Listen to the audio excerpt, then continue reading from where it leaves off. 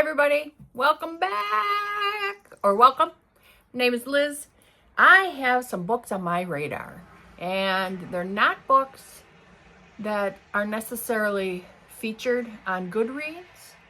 I usually just look there, but I thought, why?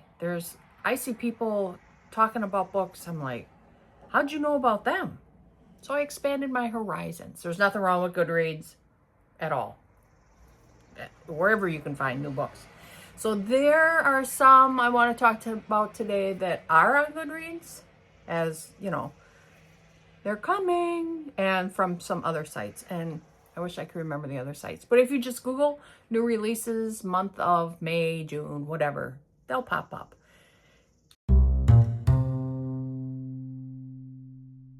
Now, before I start, I need to give a Facebook group called Psychological Thriller Bookies a huge shout out. Check them out. It says private. Ask to join and you answer some simple questions, the typical. It's a group. It's more than just one person in the end. It's created by one person, but there's more than one administrator. Every month they do it's not like a raffle, but it's kind of a raffle. They put your name on the wheel and spin it. And you got to pay attention. It's just not everybody in the group that gets on the list. You have to look at the book they're offering that month and comment if you're interested in it or not. And then your name is thrown into a hat or put on the spinning wheel. And you get a chance to win a book every month. I mean, everybody has the same chances, right? So if you're not paying attention, then you don't get on it. But they also send reminders out. So there's no way. Check often. I never thought I won a book. I'm like, I won a book. My week has been so crappy. I thought, why don't I even bother? There's no way I'm going to win. And then I wake up and I won a book. So then what happens is all you do is they send you a private message and you send them their address and they send you the book. It doesn't cost you a thing, but pay attention and participate. Check out their website or their Facebook page, Psychological Thriller Bookies. It's got a hand on it. I'll put a picture somewhere up here so you can find them. It's a sweet group of people. They always give you a heads up when stuff on Amazon is on sale. They have people post questions like, what book should I read next? What's your favorite author? Stuff like that. It's a great book. Okay, now let's get into the books on my radar for May. Okay, go Brewers. We're kind of in a slump, so maybe you can figure out where I live.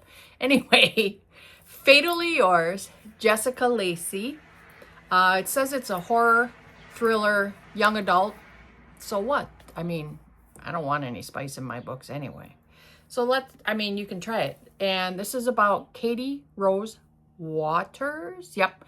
Her family is filthy rich. She has a closet full of designer shoes and a mansion fit for a queen, this says. She's mother dearest attention, so mom must dote on her. But her perfect world apparently starts to crumble when her sister returns with an engagement ring and a fiancé.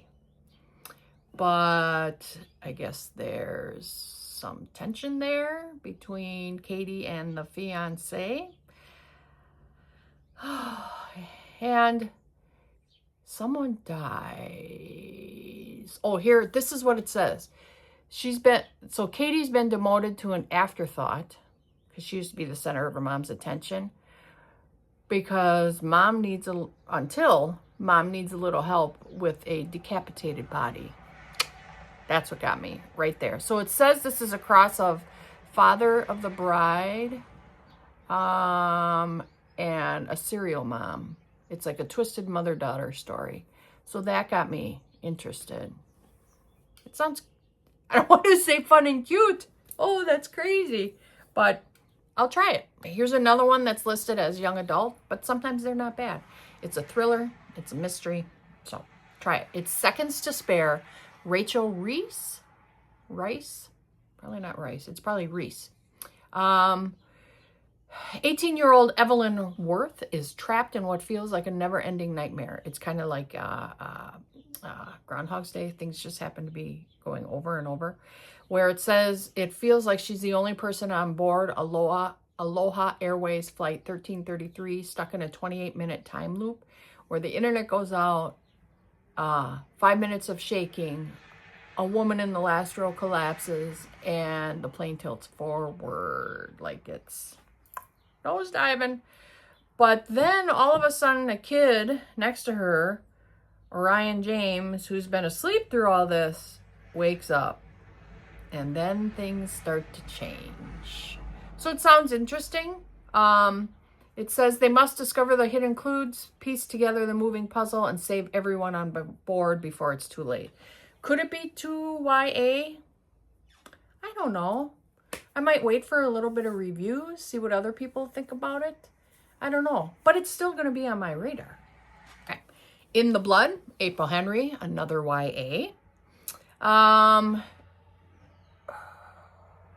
This has to do with adoption, and there must be a little family story around it too, but it's also a mystery and a thriller. There, apparently, Tessa in this takes a DNA test to try and find her biological parents, so that's the adoption part, but puts herself in sights of a serial killer known as the Portland Phantom. So that kind of sounds good. There is more description. So Tessa's always wondered who her parents are. After she's turned 18, she finally takes the DNA test to find out. And they start then going through a family tree, but there's dead ends with the answers. But then she found more about her biological mom, that she was raised in a religious cult, and has ties to a controlling family. Her biological father, so they're getting more and more information, even though there were a little bit of dead ends, they dug deeper. And he's still a mystery though. But the police happen to then show up on her doorstep. I kind of like it. I may not wait for other reviews. I may go for this one sooner than later. Honey by Imani Thompson. It says it's a dark, provocative adrenaline rush of a graduate student who murders bad men and justifies it in the name of feminism. That one I'm interested, but I want to hear more. This one I want to hear more reviews about. I'm okay.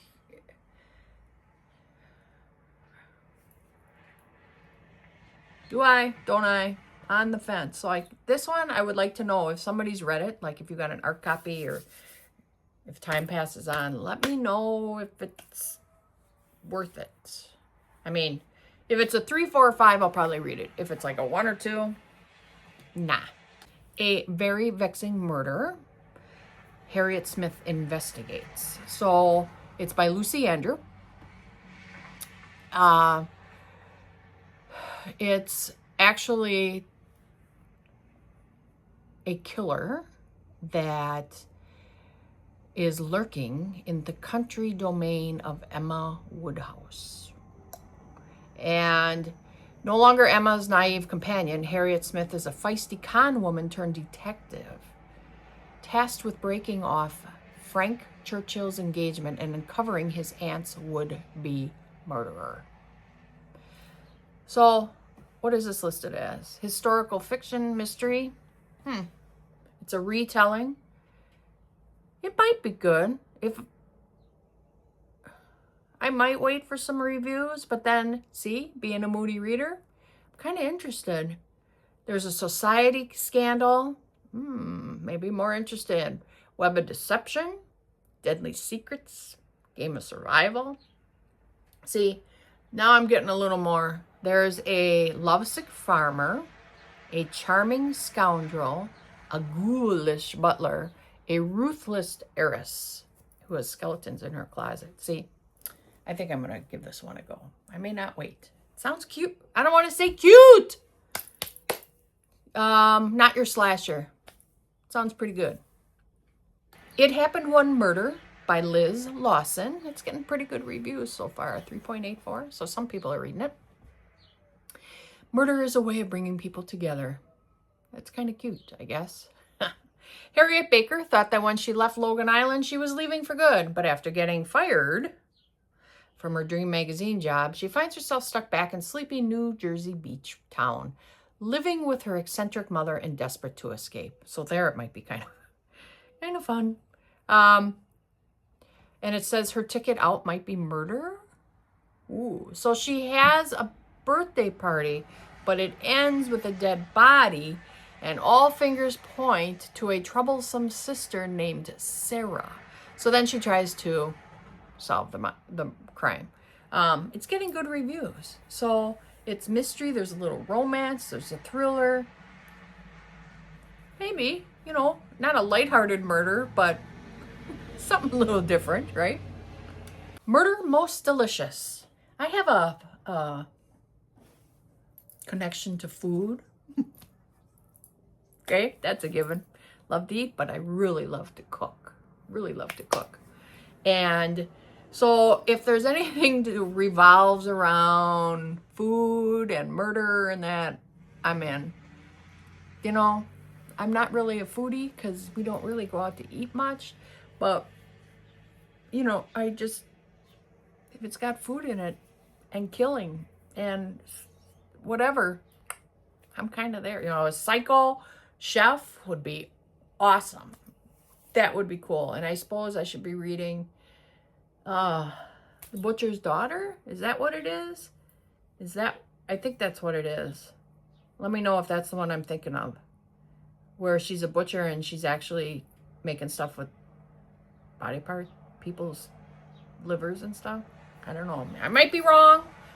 But thought so. Anyway, so it's by Danielle Pastel-Venet. And starting over in Paris was supposed to be the opportunity of a lifetime for I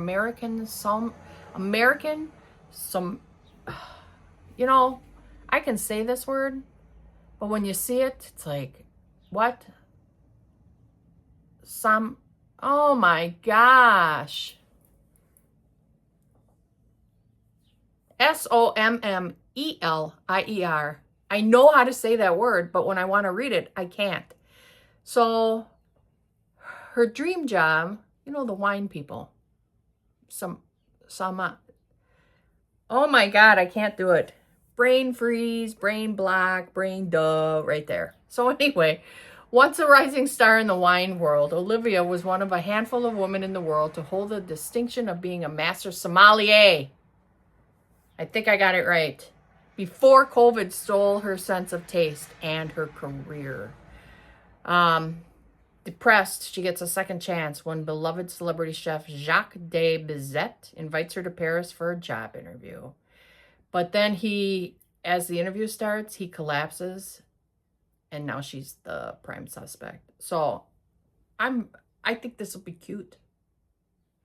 Why do I say cute? There's something wrong with me if I think that's cute. Might be fun. That's what I have to start saying. Might be fun. Might be delicious. The anniversary, Alex Finlay. Finlay. Every year he comes for them. That screams serial killer to me. It's a thriller, suspense, psychological. Yep. One fateful night in 1992, the lives of two 17-year-olds are changed and intertwined forever. Quinn Riley, a boy from the wrong side of the tracks, is arrested after he innocently tries to break up a fight but ends up nearly killing someone. Jules Delaney, high school royalty, survives an attack by the elusive and terrifying May Day Killer, a serial predator who strikes every May 1st in Midwestern small towns. Serial killer. A year later, Jules is struggling with trauma and guilt, tormented by one question: why was I spared? Quinn is newly released from juvenile detention and returns home that's what it says. Doesn't make sense. Quinn is newly released from juvenile detention and returns home to fresh the unsolved murder of his mother. To fresh? That doesn't sound right. So in other words, he's trying to solve the murder, but Am I reading that wrong? I don't know. Serial killer. I hope the book isn't written that way to make me confused. Maybe it's just not jiving with my brain right now. Remember, I can't remember some things. Today. Library After Dark by Andy Plegel. It's gotten good reviews. A bookseller must escape the infamously haunted library, I'm in, I love hauntings, that holds her darkest secrets. But with a murderer in her tour group, escaping alive is not as simple as it seems. Ooh. I'm not going to read anymore because I think it sounds pretty darn good just from that. When does this come out? May 5th. Ooh, that's like in 3 weeks. I might have to do Kindle Unlimited or whatever, and then if I really like, buy it.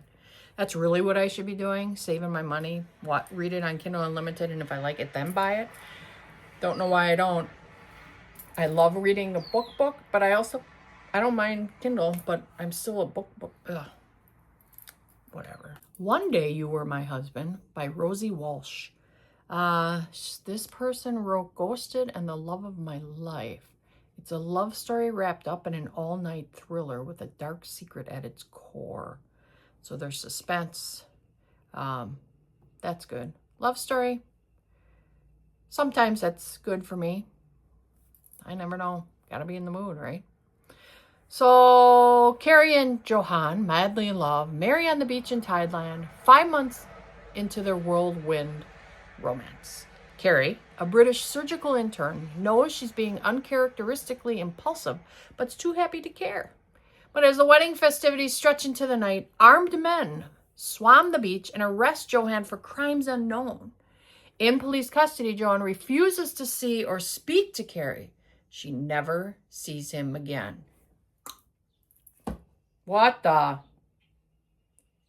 Yep, I want to read this. It's like, what? Like, I mean, technically, the way people meet, like, okay, I'll be honest. I met my husband online. And maybe someday, if I have enough people ask, I'll tell you. But he's sweetest thing in the world. I love him to death.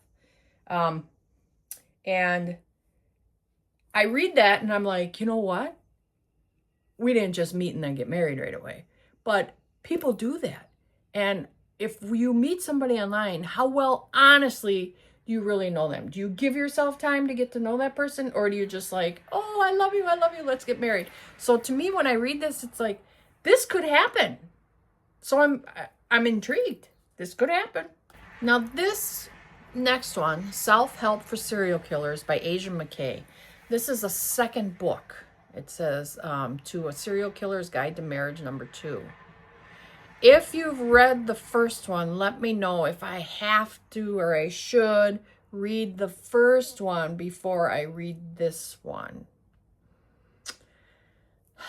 I mean, that's okay. I will do that. But sometimes it's nice if you don't have to. So the first one, it's about 2 reformed serial killers discovering something more deadly than living in suburbia. Oh, that's what this one's about. So it's mainly, are they reformed? So anything serial killer, I'm intrigued.